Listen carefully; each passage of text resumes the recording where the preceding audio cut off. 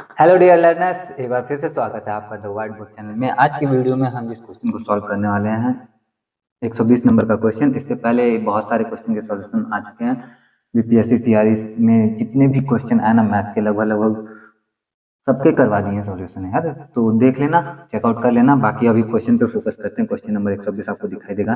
यदि रैखिक समीकरणों 3k+1, मतलब दिख तो रहा है 3k+1 x + 3y - 5 = 0 और 2x - 3y + 5 = 0 की जोड़ी में अनंत हल हैं, तो k का मान क्या है?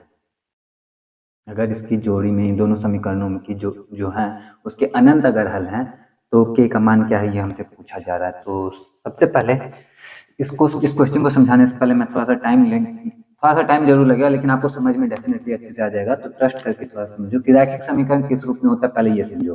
तो रैखिक समीकरण होता है हमारा a1x + b1y + c1 = 0। मोस्टली क्या रैखिक समीकरण का जो मूल मतलब मुख्य समीकरण जो होता है वो इसी रूप में रहता ही है। बाकी चेंज करके इधर उधर कैसे भी लिख लो, लेकिन ये रैखिक समीकरण है हमारा। अब रैखिक समीकरण इस रूप में रहता है और दो अलग अलग रैखिक समीकरण हमारे पास में है, जैसे a2x + b2y + c2 = 0।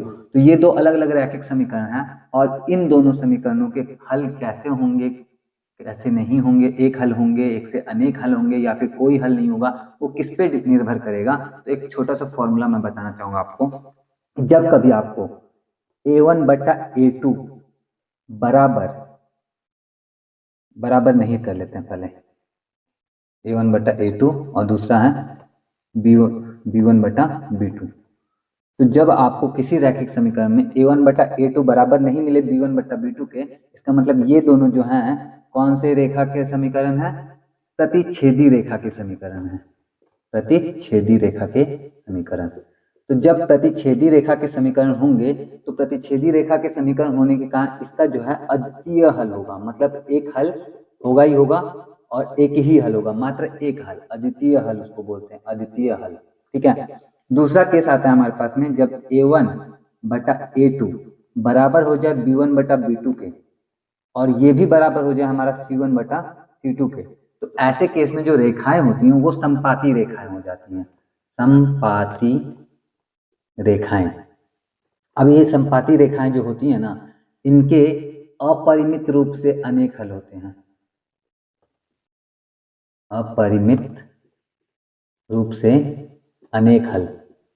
तो एक हल नहीं होगा इस तरह के समीकरणों का, उसका बहुत सारा हल हो सकता है। ठीक है। तीसरा केस है हमारे पास में, जब आपको a1/a2 बराबर हो जाए b1/b2 के, ठीक है, और ये बराबर ना हो हमारे c1/c2 के, तो इस केस में ये दोनों जो रेखा होंगे वो समांतर रेखा होंगे और समांतर रेखा का जो होता है हल नहीं होता है। तो हल नहीं होता, रेखा कौन सी होगी? समांतर रेखा, और इसका कोई हल नहीं आएगा।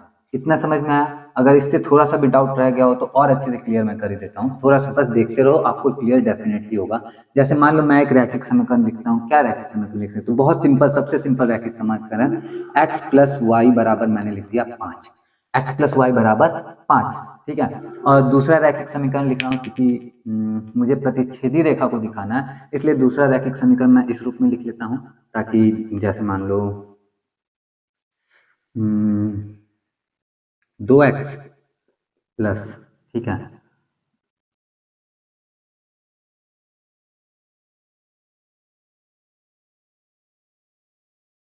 y = 13। ये दो अलग अलग मैंने क्या लिखा?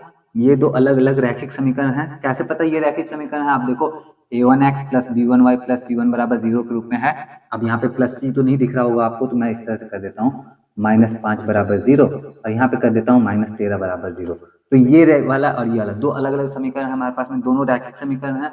इसमें a1 आपको देखोगे तो 1 मिलेगा, a2 और b1 भी 1 मिलेगा। इसमें a1 2, a2 जो है हमारा 2 मिलेगा और b2 जो है वो हमारा 3 मिलेगा, और c1 -5 और c2 -13। ठीक है। तो ये मिल गया। अब इसको देखो आप लोग, तो आपको देखने को मिलेगा कि a1/a2 अगर आप देखो तो 1/2 मिलेगा, और b1/b2 देखोगे तो आपको मिलेगा b1 1/3 और 1/2 जो है 1/3 के बराबर नहीं है, नहीं आया। इसका मतलब ये दोनों जो रेखाएं हैं वो प्रतिच्छेदी रेखाओं के समीकरण है और ये किस बिंदु पे प्रतिच्छेद करेंगे, जो आपका x और y का हल होगा। तो इसको आप हल करोगे ना तो आपको देखने को मिलेगा कि x का जो वैल्यू है वो 2 आ रहा है और y का जो वैल्यू है वो 3 आ रहा है। अब करके देख लो, पक्का मैच करेगा। 2 रखो और 3 रखो, 3 और 2 5 होता है और 5 में से 5 घटाओ 0 हो जाता है, मैच कर गया। यानी ये प्रतिच्छेदी रेखा a1/a2 बराबर b1/b2 नहीं होता, मतलब a1/a2 b1/b2 के बराबर नहीं होता। तो मतलब प्रतिच्छेदी रेखा हल होगा कितना, एक हल होगा, अद्वितीय हल, उसके अलावा और कोई हल नहीं है। ठीक है। दूसरा यहाँ पे भी आप 2 और 3 रख के देखो तो ये भी 13 आ जाएगा हमारा। जैसे 2 दूना 4, 3 3 9, 9 4 13, 13 में से 13 गया 0, यानी कि ये हमारा काम तो कर गया, प्रतिच्छेदी रेखा के लिए समझ में आ गया। अब आते हैं संपाती रेखा कब होगा। तो संपाती रेखा वाले केस में थोड़ा सा यही समीकरण है हमारे पास, थोड़ा सा चेंज कर रहा हूँ मैं यहाँ पे, देखो आप समझ में आएगा आपको। इसको हटा देते हैं क्योंकि हल तो तब होता ना जब प्रतिच्छेदी था। अब संपाती रेखा कैसे होता है, ये एक रेखा है, अब इसी के ऊपर मैं एक दूसरा रेखा बनाता हूँ। अब इस रेखा का समीकरण जो होगा वो इस रेखा के समीकरण से मिलता जुलता होता है। तो इस केस में क्या होता है कि अभी मैं लिखता हूँ, आपको समझ में आएगा। जैसे मान लो मैंने यहाँ पे लिखा 2x + 2y - 10 = 0। अब इस वाली रेखा का समीकरण, इस वाली रेखा का समीकरण, दोनों कहीं ना कहीं संपाती हो जाता है। अब कैसे पता चलेगा संपाती है, तो अब सिंपली देखो a1/a2 जो कि आपका 1/2 मिलेगा, b1/b2 इसमें आपको क्या मिल जाएगा, इसमें आपको मिल जाएगा 1/2 फिर से, और c1/c2 आप देखो तो c1/c2 आप देखते हो तो -5/- 10, ये भी 1/2 मिला। तो a1/a2 b1/b2 के बराबर और c1/c2 के भी बराबर है, यानी जब तीनों बराबर हो गया ये रेखाएं संपाती होते हैं। इनके हल क्या होते हैं, अपरिमित रूप से अनेक हल होते हैं। कैसे अनेक हल होते हैं, आप यहीं पे देख लो कि अगर हम यहाँ पे x का वैल्यू 1 लाते हैं तो y का वैल्यू अपने आप 4 आ जाएगा। ठीक है। अगर x का वैल्यू 2 लाते हैं तो y का वैल्यू क्या 3 हो जाएगा। अगर x का वैल्यू 3 लाते हैं तो y का वैल्यू 2 हो जाएगा। और आप जैसे जैसे इसमें अगर x का वैल्यू 1 रखा था तो इसमें भी 1 रखने पे ये संतुष्ट हो जाएगा। रख के देखो, 2 एकम 2 और 4 दूना 8, 8 2 10, 10 में से 10 गया 0। अगर 2 रखते हैं तो 2 और 3 5 तो यहाँ पे हो रहा है, 5 में से 5 गया 0, और यहाँ पे 2 दूनी 4, 3 दूना 6, 6 4 10 - 10 = 0। तो अपरिमित रूप से इसके कितने हल हो गए, अनेक हल हो गए। तीसरा केस है हमारे पास में समांतर रेखा के लिए। समांतर रेखाओं के देखोगे ना आप तो इसका जो है कभी कोई हल नहीं आता है। हल क्यों नहीं आता है भाई, तो इसका सिंपल सा रीजन है। जैसे मान लो इसी को मैं लिखता हूँ यहाँ पे, सब कुछ सेम है। ठीक है, 2x + 2y - 12 = 0। तो इसमें a1/a2 बराबर हो जाता है हमारे b1/b2 के। a1/a2 बराबर हो जाता है b1/b2 के। देखो 1/2 1/2, लेकिन ये बराबर नहीं हो पाता हमारा c1/c2 क्योंकि -5/-12 जो कि 5/12 हो गया। तो ये समांतर रेखा को निरूपित करता है। और समांतर रेखा का कोई हल इसलिए नहीं होता क्योंकि किसी बिंदु पे ये दोनों एक दूसरे से मिलते ही नहीं, तो उस बिंदु के निर्देशांक हमें मिलेंगे ही नहीं, और मिलेंगे ही नहीं तो हल कहाँ से आएगा। तो इस वजह से हल नहीं आता। तो इसका भी आप देखोगे तो हल करने की कोशिश करोगे तो हल नहीं होगा। आप ट्राई करना। मैं यहीं से क्वेश्चन पे आता हूँ क्योंकि क्वेश्चन भी तो इम्पोर्टेंट है ना। काफ़ी सारा समय लगा दिया, हालांकि समझने में समझाने में ही समय लगाया है। अगर समझ में आता है आप में से किसी एक को भी तो कमेंट करके जरूर बताना कि समझ में आया। मुझे भी अच्छा लगेगा कि इतना जो मैंने टाइम इन्वेस्ट किया है वो सही जगह पे इन्वेस्ट किया है। हालांकि यूट्यूब पे वीडियो बना रहा हूँ, यूट्यूब के लिए वीडियो बना रहा हूँ, तो कहीं ना कहीं समझदारी है इतनी कि जानता हूँ कि आएगा, सही जगह ही इन्वेस्ट कर रहा हूँ। फिर भी कमेंट करके बताओगे तो मुझे भी पता चलेगा कि हाँ चलो किसी के तो काम आया। बाकी देख ले क्वेश्चन क्या है हमारा। अब आते हैं क्वेश्चन पे। देख कितना मिनट का हो गया भाई, 10 मिनट तक तो भाई यही बताता रह गया। क्वेश्चन देखो, लिखा है 3k + 1, x + 3y - 5 = 0, और दूसरा समीकरण है हमारे पास में 2x - 3y + 5 = 0। अब उसको समझाने में उतना समय इसलिए लिया ताकि ये वाला समझने में आपको बहुत ज़्यादा आसानी हो जाए। सबसे पहले इसमें लिखा गया है कि इन दोनों जोड़ियों के अपरिमित रूप से अनंत हल हैं, कई सारे हल हैं। जब कई सारे हल हैं तो सिंपली आप क्या जानते हो, यहाँ पे क्या देखने को मिलेगा, a1/a2 बराबर होना चाहिए b1/b2 के, और ये बराबर नहीं होना चाहिए हमारा ये भी बराबर होना चाहिए हमारे किसके, c1/c2 के।